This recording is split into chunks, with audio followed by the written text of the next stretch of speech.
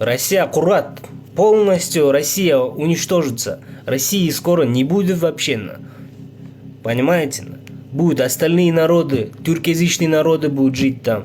Там будет жить свободный Кавказ, свободная Ичкерия будет жить. Но Москвы не будет.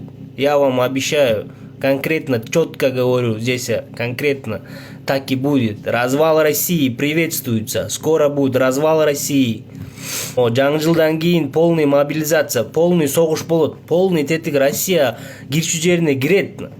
Вы сейчас говорите, да, там, Россия вперед, там, Путин сила. Он сдохнет.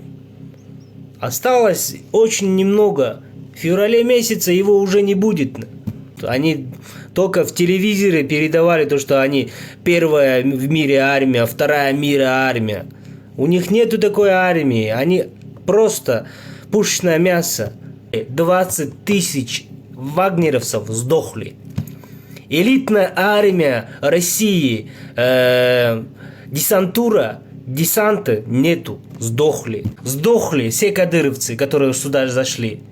Вместе с генералом сдохли. За идею, то, чтобы возобновить Туран, чтобы жил дальше, больше процветал Туран. Мы за это только воюем, за это защищаем Украину. Жашасын Туран. Я был в Кыргызстане простым барбером. Да, я сейчас стал здесь военным, командиром батальона, да. А в Кыргызстане я был простым барбером. 38 жылы Туран курулмак. Ошондо 38 жылы Туран курулбай, ошо ата бабаларды кырып салган, ким Туранды баштаган.